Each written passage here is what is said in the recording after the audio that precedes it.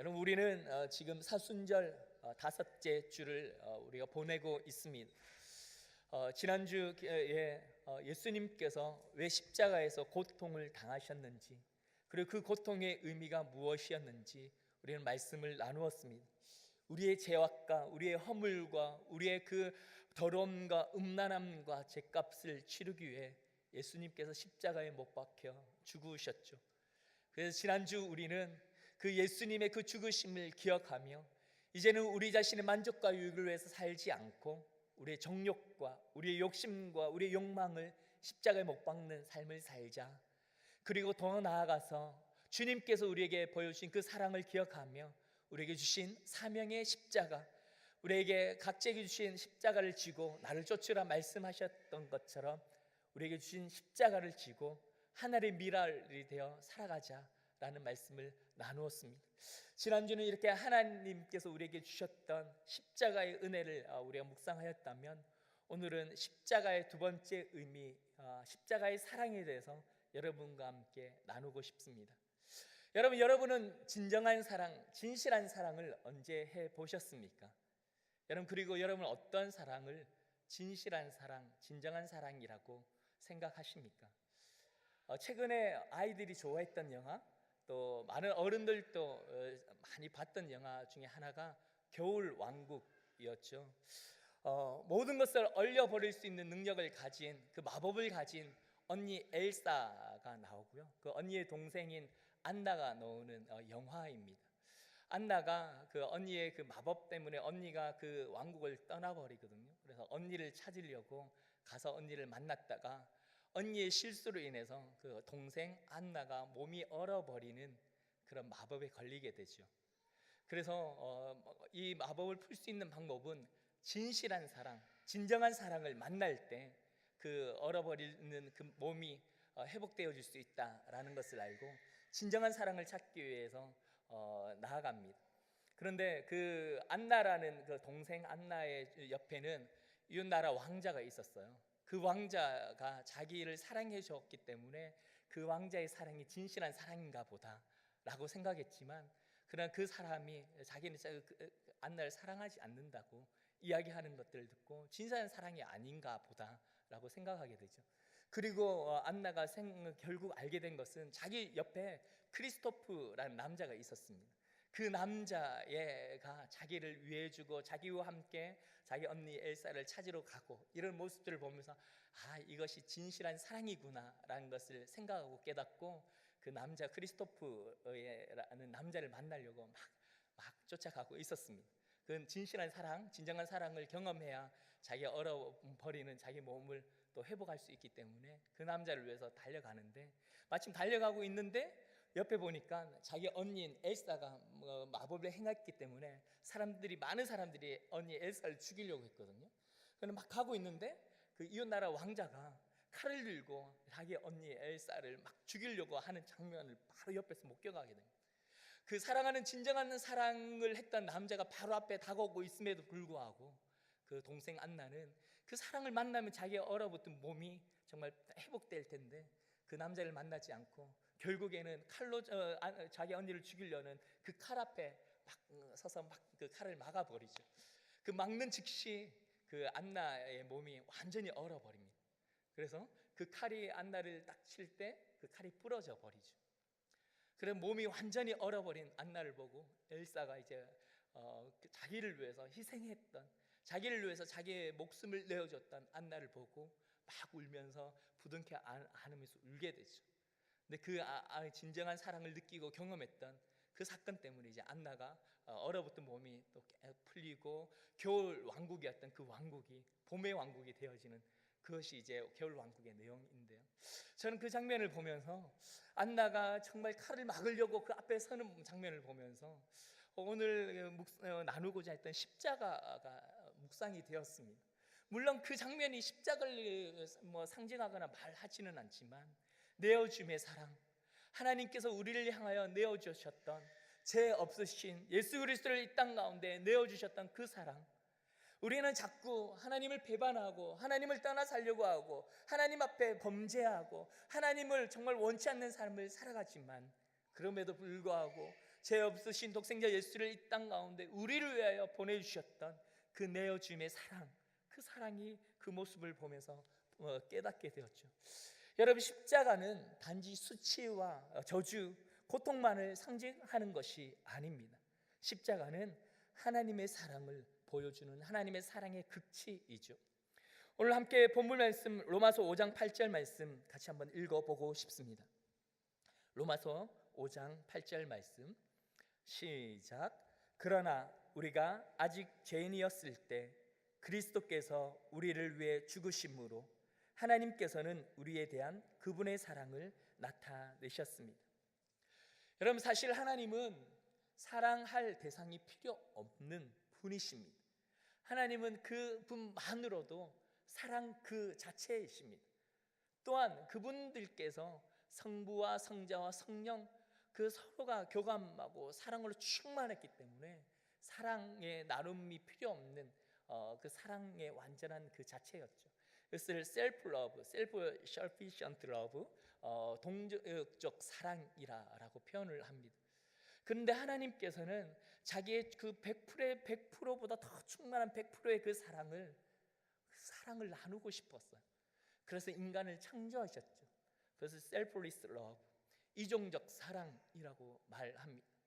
그 하나님께서는 그 사랑을 그 자기가 만들었던 피조물과 함께 그 사랑의 경합을 나누고 싶어 하셔서 인간을 창조하셨습니다. 하나님께서 첫 번 아담을 창조하시면서 얼마나 마음이 좋았겠습니까? 하나님이시기 때문에 나는 하나님이다, 아담아 잘 있었니? 뭐 이렇게 하셨겠어요? 하나님께서 너무 기뻐하셨을 거예요. 너무 사랑스럽고 너무 행복하고 너무 감동했을 거예요. 오늘 저희 옛꿈을 담당하는 안지연 전도사님께서 어제 출산을 하시고 오늘 목회자들이 같이 가서 아이를 봤는데 너무 귀엽고 너무 이쁘고 너무 인형 같고 정말 만지고 싶은데 제 애가 아니기 때문에 만지지는 못하고 너무 사랑스럽더라고요. 하나님께서도 그러하셨을 거예요. 하나님께서 우리를 보시면서 그러하실 거예요. 그 장면을 스바냐 3장 17절에는 이렇게 표현하고 있습니다. 스바냐 3장 17절 말씀. 네.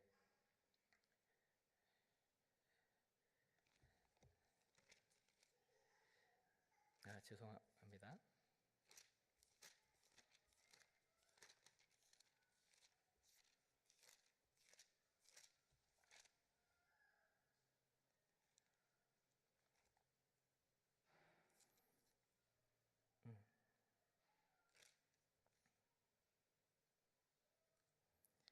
제가 말씀을 잘못 주었습니다. 제가 본문 말씀을 잘못 줬는데요. 제가 말씀을 읽어드리도록 하겠습니다. 그가 너로 인하여 기쁨을 이기지 못하여 하시며 너를 잠잠히 사랑하시며 너로 인하여 즐거이 부르며 기뻐하시리라. 여러분께서 잘 아시고 많이 들었던 말씀이죠.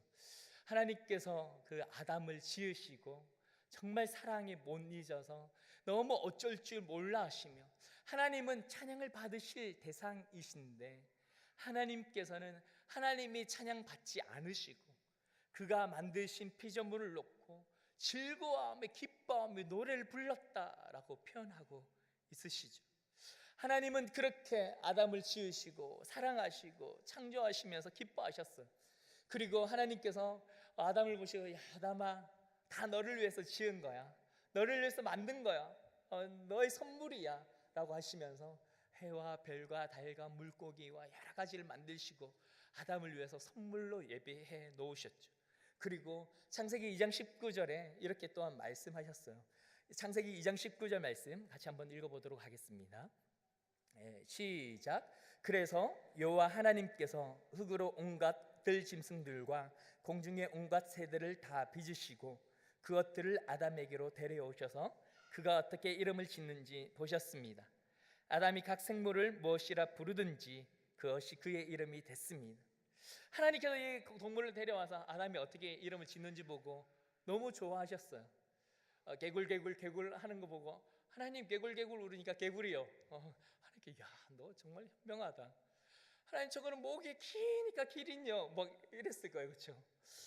그런 장면들을 보면서 하나님께 너무 기특해하고 너무 사랑하고, 그래서 하나님과 대화하고 교제하는 것, 그걸 하나님께서 너무 기뻐하셨을 거예요. 이렇게 하나님의 얼굴을 대면하는 그것이 예배였죠.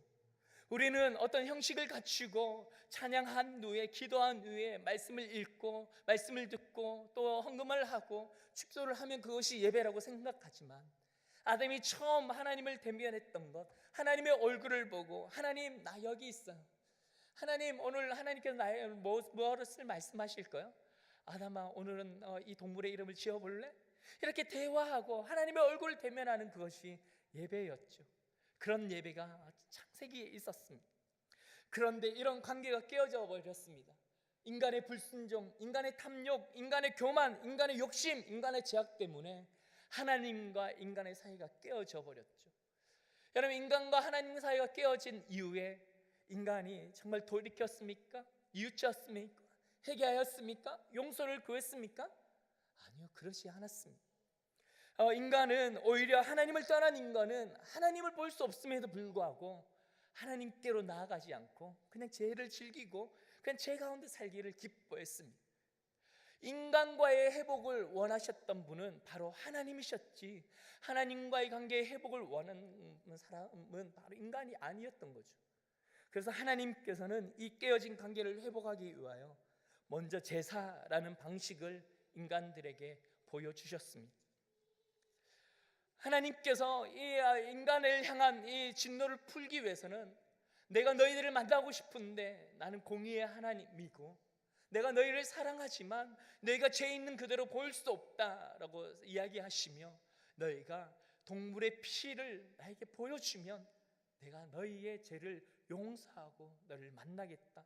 그래서 내가 그 아담과 그렇게 교제했던 그 교제를 다시 너희들과 갖고 싶다라고 이야기하시며 우리에게 제사의 방법을 요구하셨습니다. 그의 제사를 통해서 하나님을 만날 수 있도록 하셨는데, 그 제사는 형식적인 제사가 되고 말았죠. 이사야 1장 11절에서 13절 말씀 같이 한번 보도록 하겠습니다. 이사야 1장 11절에서 13절까지의 말씀 읽겠습니다. 시작. 여호와께서 말씀하신다. 그 많은 너희 재물을 무엇 하려고 내게로 가져오느냐? 나는 수당의 번제와 살찐 짐승의 기름도 지겹다. 나는 황소와 어린 양과 염소의 피도 기쁘지 않다. 너희가 내 얼굴을 보려고 나올 때 누가 너희에게 이것을 달라고 요구하더냐? 내 뜰만 밟을 뿐이다. 더 이상 헛된 재물을 가져오지 말라. 재물 타는 냄새도 역겹다. 초하루와 안식일과 집회의 선포를 견딜 수 없다. 악을 행하면서 성회를 여는 것을 참을 수 없다. 하나님께서 우리에게 제사를 요구하셨지만 우리가 주님께 드리는 제사의 방법이 저는 것, 눈먼 것, 병든 것, 상한 것을 하나님 앞에 드리면서 하나님 이것이 제사이지 않습니까? 라고 하나님과의 그 형식적인 것들로 그냥 하나님께서 요구한 것들을 해버리는 것으로 끝나버렸다는 거죠. 여러분이 주님 앞에 드리는 예배는 어떠합니까? 여러분 헌금을, 예물을 정말 정성스럽게 준비하며 주님 앞에 나옵니까? 예배에 오는 모습은 어떠합니까? 예배를 사모하며 나옵니까? 예배에 나와서 기대하는 마음으로 기도하며 하나님의 나라가 임하기를 간구합니까? 아니면 일주일 동안 하나님 없이 살았던 그 인생과 삶을 아파하며 애통해하며 가슴을 치며 기도하며 회개하며 이 예배를 준비합니까? 하나님께서 우리에게 제사를 통하여 우리를 만나시겠다 말씀하셨지만 그 제사는 완벽하지도 않았고 하나님을 만날 수 없는 형식적인 제사가 되어버렸죠. 하나님께서는 그래서 두 번째 율법을 우리에게 주셨습니다. 율법을 통해서 하나님께서는 인간을 얼마나 사랑하시는지 보여주셨습니다. 내가 너희들을 이렇게 사랑한다. 너희가 이렇게 했으면 좋겠다. 너희가 이렇게 하지 않으면 내가 화가 날 거야. 주님께서 말씀하셨지만 우리 인간들은 정말 하나님의 말씀을 옳고 그름을 따지고 하나님께서 이걸 싫어하니까 이런 것들은 하지 않아야 돼. 그것들을 이래서 100, 200, 300, 400, 500, 600까지의 율법을 만들어 놓고 이것을 지키면 내가 되는 거야. 이거라도 지켜야지. 이런 모습으로 율법을 대하기 시작했죠. 율법을 통해서도 어떤 사람도 하나님을 만나지 않고 율법은 그냥 형식적인 것, 율법을 지켜야 되는 것, 지키지 않으면 찝찝한 것, 지키지 않으면 화가 오르는 것, 그것으로 율법을 대하기 시작했습니다. 여러분의 그 신앙의 삶은 어떠합니까? 여러분의 말씀을 향한 삶이 어떠합니까? 정말 이것이 하나님의 말씀이고 여러분을 향한 하나님의 그 사랑의 음성으로 들리기 때문에 말씀을 묵상하고 말씀을 읽고 말씀 가까이로 나아갑니까? 큐티를 하지 않는 사람보다 큐티를 하는 사람이 더 좋겠죠. 하나님의 음성에 귀 기울이는 것 더 좋겠죠. 하지만 이것이 1년이 지나고 2년이 지나고 5년, 10년이 지나서 그것이 하지 않으면 찝찝한 것이 되고 하나님께서 나에게 인생의 삶의 방법을 제시해 주지 않고 내가 그것을 따르지 않으면 내게 화가 치밀어 오르는 화가 임하기 때문에 혹시 큐티를 하거나 습관적으로 큐티를 하지는 혹시 않습니까? 하나님의 말씀, 하나님의 율법은 여러분에게 어떤 의미로 다가옵니까? 하나님께서 율법을 통하여 내가 너희를 사랑한다 보여주시고 싶어 했지만 많은 사람은 율법을 그렇게 대하기 시작했습니다. 하나님께서 우리에게 사랑한다고 말씀을 주셨는데 우리는 주일날 설교 한 번 듣는 것으로 하나님의 음성을 들었다라고 생각하며 신앙생활을 하기 시작한 것과 마찬가지이죠. 하나님께서는 세 번째 대언을 통해서 하나님의 사랑을 보여주셨습니다. 그의 사랑하는 선지자들을 세우셨습니다.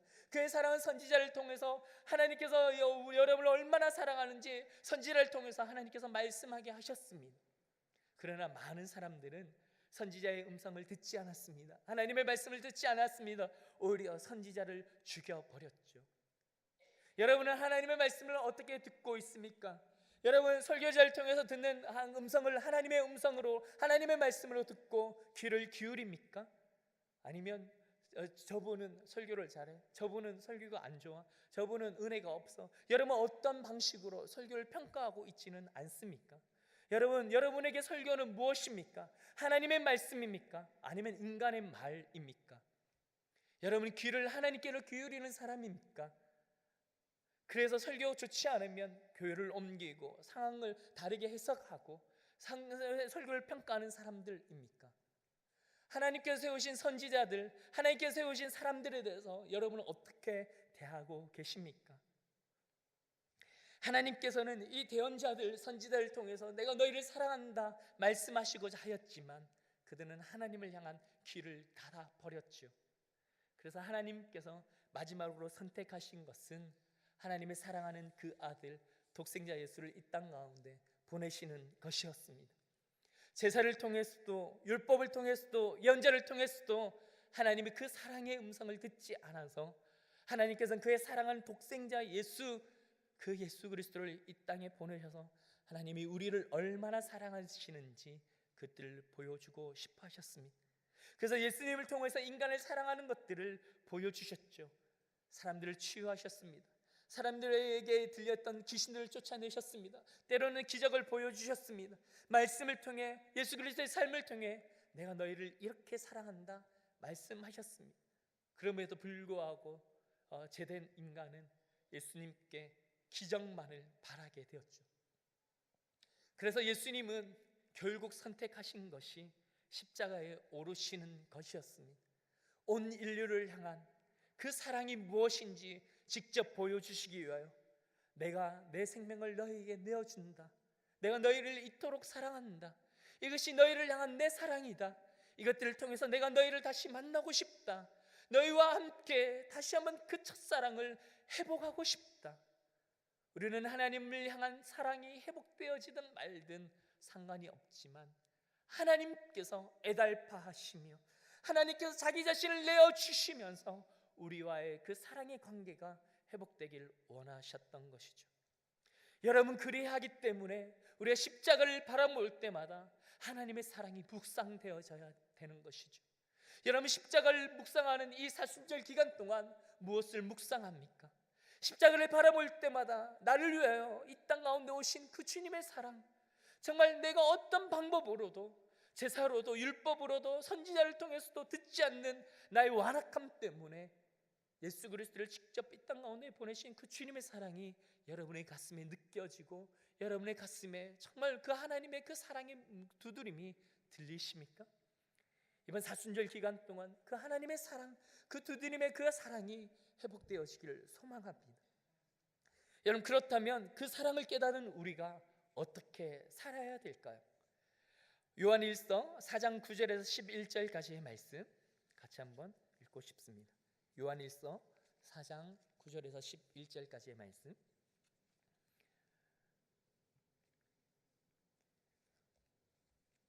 네, 읽겠습니다. 시작.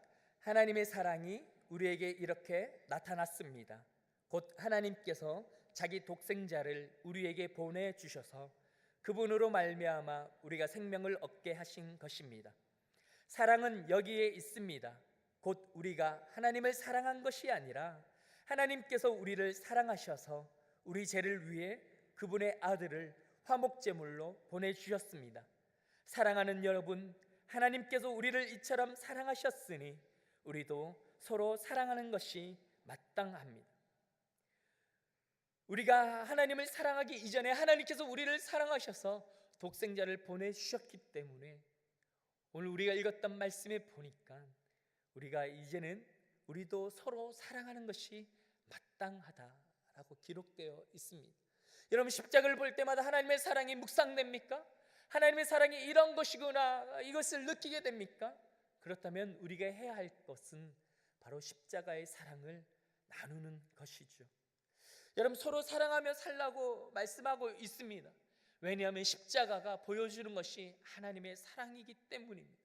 십자가는 단지 우리의 죄 없음, 그래 너희 죄가 용서받았다, 그래서 너희가 천국에 갈 수 있다, 너희는 천국 티켓을 얻었다라고 끝나는 것이 아니라, 그렇기 때문에 때로는 죄를 지어도 상관없어, 회개만 하면 내가 용서해 줄 거야, 그것이 아니라 십자가를 볼 때마다 그렇지, 내가 사랑해야 될 사람인데, 내가 옆에 있는 사람을 사랑하고 섬겨야 될 사람인데, 그런 부름을 받은 사람인데 나는 왜 이렇게 살아갈까? 그것들이 묵상되어져야 된다는 것이죠. 여러분, 사람을 사랑하기가 쉽지 않습니다. 너무나 다르기 때문이죠. 생각도 다르고, 삶을 해석하는 방법도 다르고, 경험도 다르고, 습관도 다르고, 정말 솔루션도 다르고, 여러 가지 방법이 다릅니다. 그러나 십자가의 사랑은 이해하는 거죠. 용납하는 거죠. 나보다 남을 낮게 여기는 거죠. 하나님께서 우리에게 보여주신 그 사랑, 그 의미가 다시 한번 우리 가운데 회복되어져야 되는 것이죠. 십자가의 사랑이 어떻게 우리를 만드느냐, 에베소서 2장 21절 22절 말씀, 이런 말씀이 있습니다. 에베소서 2장 21절 22절 말씀 같이 읽도록 하겠습니다. 시작. 그리스도 안에서 건물 전체가 서로 연결돼 주 안에서 함께 자라 거룩한 성전이 됩니다. 여러분도 성령 안에서 하나님께서 거하실 처소가 되기 위해 그리스도 안에서 함께 세워져 가고 있습니다. 이런 십자가의 경험을 한 사람이라면 거룩한 성전이 함께 지어져 가야 된다고 성경은 기록하고 있습니다. 여러분, 십자가의 사랑을 경험하셨습니까? 하나님의 사랑을 누렸습니까? 다시 한번 이 사순절 기간을 통해서 하나님의 사랑이 무엇인지 깨달았습니까? 그렇다면 결단하십시오. 우리는 함께 지어져 가야 됩니다. 여러분, 교회 안에는 사랑할 수 없는 많은 이유가 있죠. 문제가 있을 수 있습니다. 여러분, 고린도 교회가 그랬습니다. 고린도 교회 안에는 파당의 문제가 있었습니다. 음란의 문제가 있었습니다. 우상의 제물의 문제도 있었고, 세상 법적에 소송하는 문제도 있었습니다. 결혼 문제, 이혼 문제, 바울의 사도직에 대한 의심하는 문제, 리더십의 권위에 도전하는 문제죠. 그리고 성찬의 문제, 은사의 문제, 죽은 자의 부활을 믿지 않는 문제, 수많은 문제가 있었음에도 불구하고 그 교회에는 하나 되어져 가야 되는 이유와 사명이 있었습니다. 그래서 바울은 이렇게 고백하죠. 고린도전서 16장 14절 말씀 같이 한번 읽겠습니다. 시작. 모든 일을 사랑으로 행하십시오. 여러분은 어떤 신앙과 어떤 태도로 여러분 교회를 섬기고, 여러분 어떻게 가정을 섬기고, 여러분 직장을 섬기고, 여러분의 이웃을 섬기고 있습니까? 무엇이 우리에게로 옆에 있는 사람을, 많은 사람들을 사랑하지 못하게 만듭니까? 여러분의 가슴에 왜 그 사람을 사랑하지 못하게 하는 이유는 무엇입니까? 주님께서 오늘 이 밤 여러분에게 말씀하십니다. 사랑하라, 사랑으로 섬겨라 이야기하시죠. 예수님께서도 우리에게 이렇게 말씀하셨습니다. 요한복음 13장 35절 말씀입니다. 같이 한번 읽겠습니다. 시작. 너희가 서로 사랑하면 이로써 모든 사람들이 너희가 내 제자임을 알게 될 것이다. 저는 여러분들께서 마냥 그냥 종교인으로 교회를 왔다 갔다 하시는 분이라면 여러분 서로 사랑하라고 말하지 않겠습니다. 그러나 여러분들께서 교회를 오고 신앙을 갖고 살아가는 이유가 예수 그리스도의 제자가 되기를 결단하는 것이라면 여러분 옆에 있는 사람을 사랑하십시오. 옆에 있는 사람을 섬기십시오. 신뢰하십시오. 존경하십시오. 여러분의 그 삶과 인생을 내어놓으십시오. 그것이 정말 주님께서 우리에게 원하시는 삶의 모습입니다. 마지막으로, 그렇다면 우리가 사랑하지 않으면 어떤 결과가 일어날지 말씀을 한 구절 더 보도록 하겠습니다. 스바냐 2장 15절 말씀입니다. 스바냐 2장 15절 말씀 같이 한번 읽도록 하겠습니다. 시작. 그 성은 걱정 근심 없이 희희낙낙하며 스스로 세상의 나뿐이며 나 말고는 없다라고 말한다. 그 성은 폐허가 돼 들짐승의 소굴이 될 것이다. 지나가는 사람마다 수군덕거리고 손가락질 할 것이다. 사랑하지 않으면 세상이 나뿐이고 나 말고는 없다라는 마음이 들기 시작하죠. 그러면 그곳은 폐허가 되고 들짐승의 소굴이 될 것이고 지나가는 사람들이 수군덕대고 손가락질 할 것이라고 이야기하고 있습니다. 여러분, 오늘 이 밤 주님이 우리를 얼마나 사랑하셨는지 그 사랑이 회복되어지는 밤 되어지길 소망합니다. 그리고 그 사랑이 정말 우리 인생과 삶을 통하여 나타나길 소망합니다. 여러분, 오늘 이 밤 기도하실 때 나에게 사랑 없음이 고백되어지길 원하고, 그리고 내가 누구를 사랑해야 될지, 누구를 섬겨야 될지, 나는 정말 참된 사랑을 하고 있는지, 나는 교회를 정말 사랑하고 있는지, 나의 인생과 나의 삶과 나의 열정을 다하여 정말 하나님의 교회를 사랑하고 있는지, 그 사랑의 의미가 묵상되어지고 회복되어지는 오늘 이 밤 되어지길 소망합니다. 함께 기도하며 주님 앞에 나가도록 하겠습니다.